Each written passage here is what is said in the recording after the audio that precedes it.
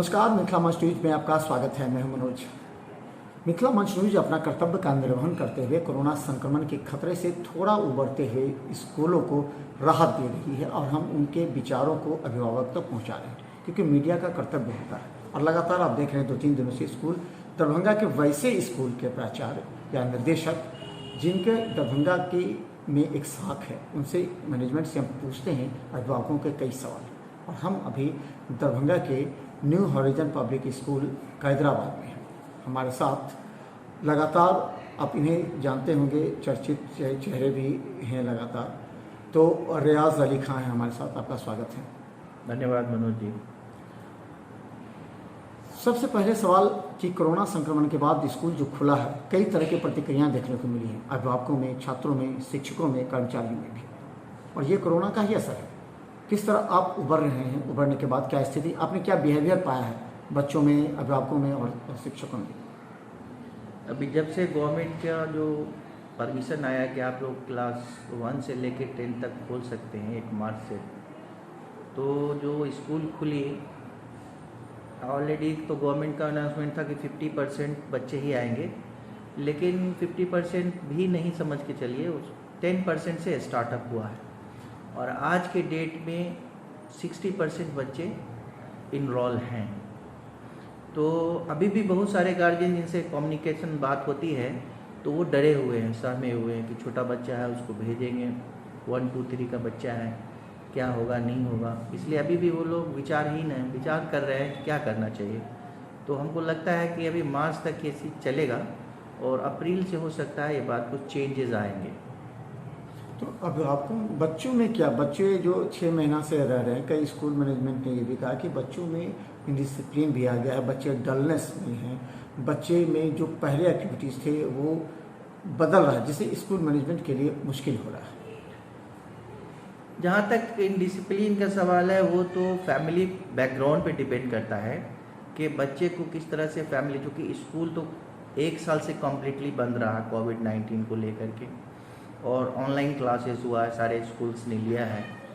तो डिसिप्लिन की जहाँ तक बात है तो हमको लगता है कि जो गार्जियन पढ़े लिखे हैं, लिटरेट हैं, उनके बच्चे बहुत ज़्यादा इस तरह की बात नहीं है। डलनेस की जहाँ तक बात है तो डलनेस तो होता ही है, क्योंकि जो एक्टिविटी होती है बच्चे की स्कूल के अंदर, खेल कूद, अभी भी वो नहीं हो रहा है। अच्छा, आपने स्कूल क्लास टीचर से फीडबैक लिया है स्कूल खुलने के बाद बच्चों में जो बदल रही है प्रतिक्रिया, विचार, व्यवहार, आपने फीडबैक लिया है? हाँ, फीडबैक क्या, हम लोगों ने मीटिंग ही किया है और टीचर्स से फीडबैक लेके बच्चों से पूछा कि भाई बच्चे का क्या, तो लेसन वाइज तो कुछ प्रॉब्लम्स है।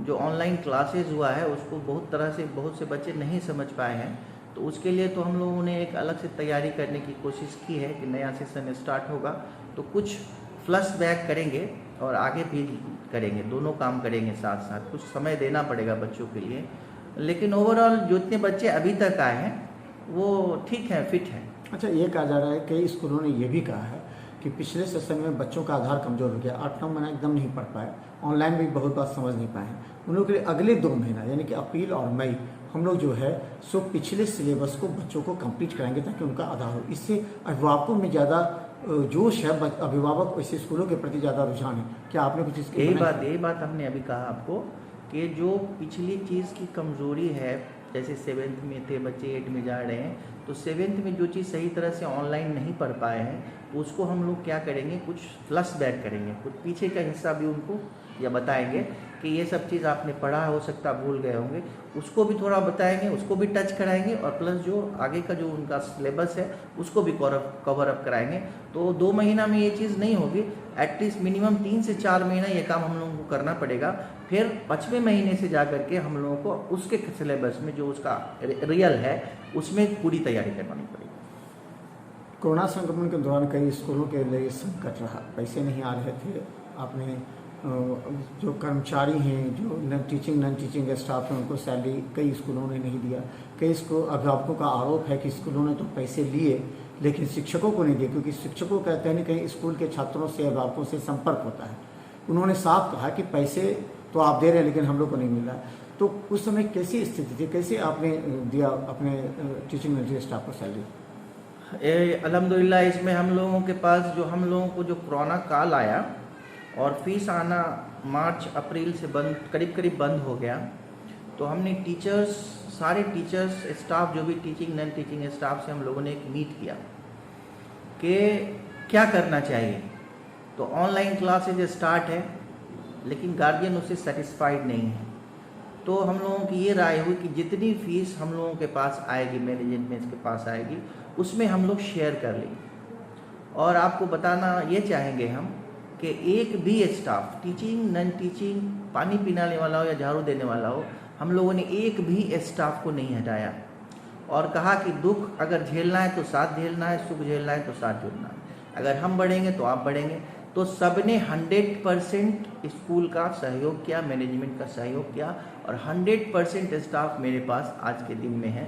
बहुत सारे स्कूल्स ने 2-3 महीना, जब कोविड स्टार्ट हुआ तो अप्रैल में स्टाफ्स को हटाना शुरू कर दिया। अब बहुत सा एडवर्टीजमेंट देख रहे होंगे पेपर में कि टीजीटी चाहिए, पीआरटी चाहिए, ये स्टाफ चाहिए, वो ड्राइवर चाहिए। तो ये अल्हम्दुलिल्लाह हम लोगों का न्यू होराइजन पब्लिक स्कूल ने, शायद हमको लगता है कि दरभंगा में पहला स्कूल है जिसने 100% स्टाफ के साथ काम किया और सबको शेयर किया और सब एक्सेप्ट किया, सब ने दिल से एक्सेप्ट किया, और आज सारे लोग हमारे साथ हैं। पिछले सेशन में बच्चों, अभिभावकों को क्या राहत आपने दिया है और इस बार क्या राहत देने वाले हैं नए सेशन में? राहत तो हम लोगों ने पहले ही दे दिया कोविड-19 में। जितने गार्जियंस हमारे पास आ रहे हैं, उनकी मुसीबत, उनकी परेशानी को देख करके, उनका क्या कारोबार है, उस पर कितना इफेक्ट हुआ है, उसके हिसाब से हम लोग परसेंटेज बांट दिया है। जो बेचारे छोटे व्यापारी टाइप के हैं, जो किसी के यहाँ काम करते हैं, उनको हम लोग 40-50% कर करके छोड़ दे रहे हैं। और कुछ लोग ऐसे हैं जो ऑफिस से जुड़े हुए हैं, तो उनको 20%, 30% मिला करके, मतलब किसी को निराश करने की स्थिति में हम लोग नहीं हैं। इस सेशन में क्या आपने प्लान बनाया है? इस सेशन में तो हम लोग रजिस्ट्रेशन वगैरह फ्री ही ले रहे हैं, और एडमिशन्स का जो हम लोगों का जो फीस लेते हैं, उसमें भी अगर रिक्वेस्ट होता है तो उसमें हम लोग कुछ कर लेते हैं।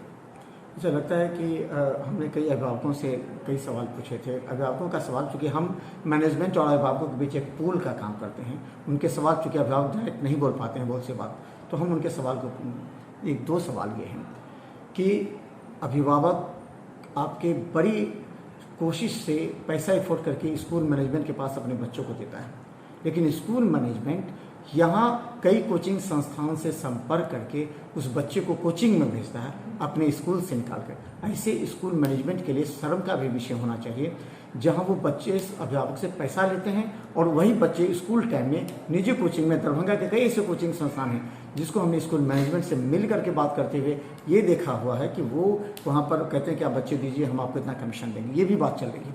अभिभावकों ने ये बात स्पष्ट उठाई, जब सक्षम नहीं है तो क्यों चलाते हैं स्कूल? ऐसे स्कूलों पर क्या कहना चाहेंगे आप?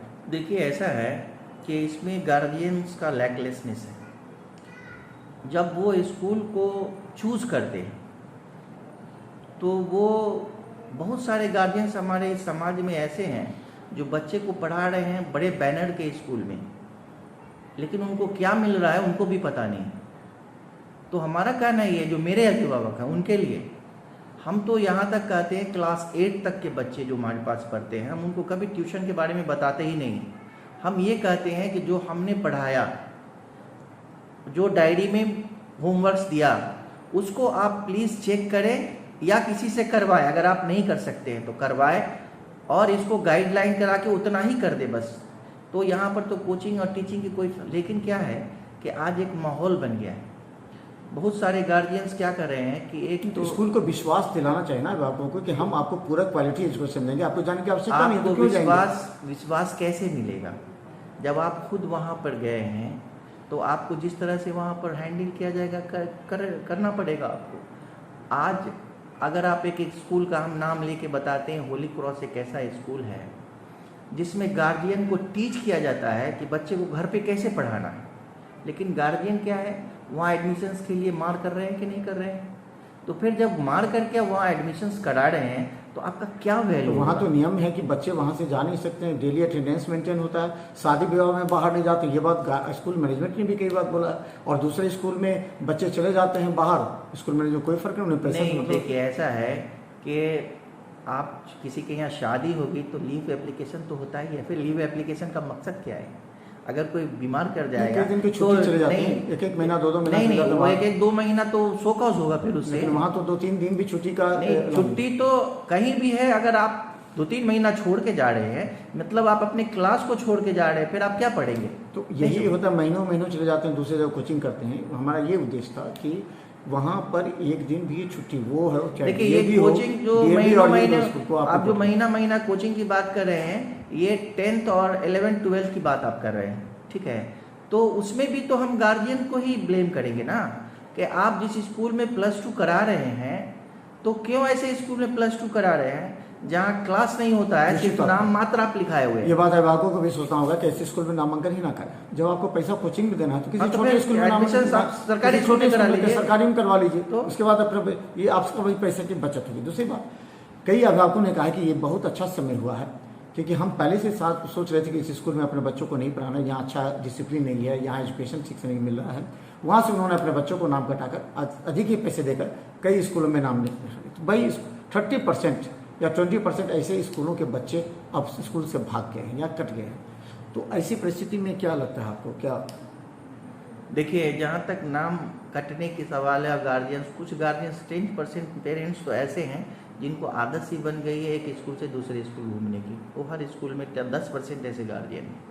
अभी जैसे कोविड का बात आया तो बहुत सारे गार्जियंस ऐसे होंगे, पेरेंट्स ऐसे होंगे जिनको उस स्कूल से सेटिस्फैक्शन नहीं होगा।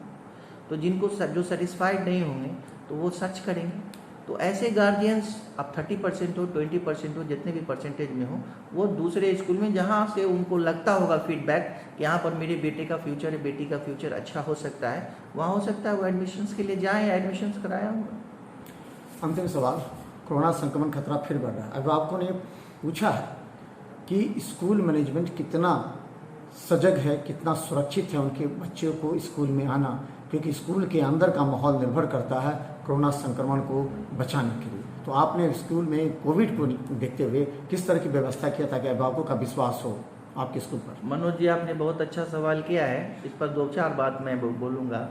सबसे पहले तो ये नया जो स्ट्रेन आया है, ये अभी फ़िलहाल इंडिया के 3-4 स्टेट्स में है।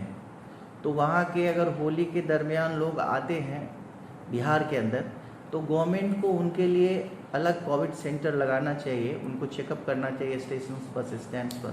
लेकिन अभी एक पेपर वाले ने, दैनिक जागरण ने हेडलाइंस बना दिया। अब कहाँ से बनाया कि 22 मार्च से सारे स्कूल्स बंद रहेंगे। ये फियरिंग स्टेटमेंट हेडलाइंस नहीं होना चाहिए, पहली चीज़। दूसरी चीज़ ये है कि हमारे समझ से स्कूल और कॉलेज जितनी सतर्कता बरतेगी या बरत रही है, वो मार्केट्स में नहीं बरता जा रहा है।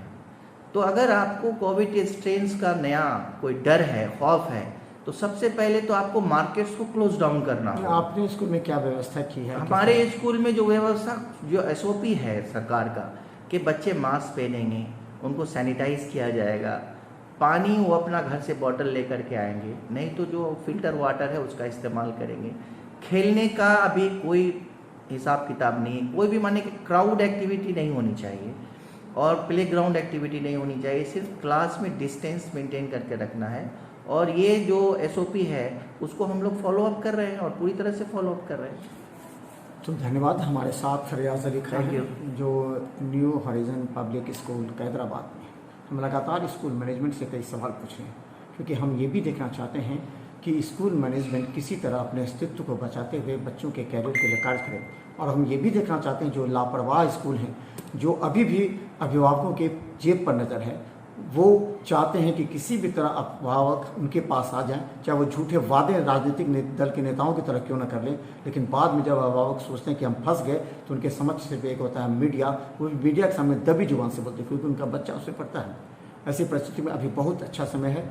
दिल पर हाथ रखिए, आंख बंद कीजिए, उसके बाद मिथिला मंच न्यूज के कार्यक्रम को देखते हुए सोचिए कौन से स्कूल मैनेजमेंट आपके बच्चों के कैरियर के लिए कार्य करता है। धन्यवाद।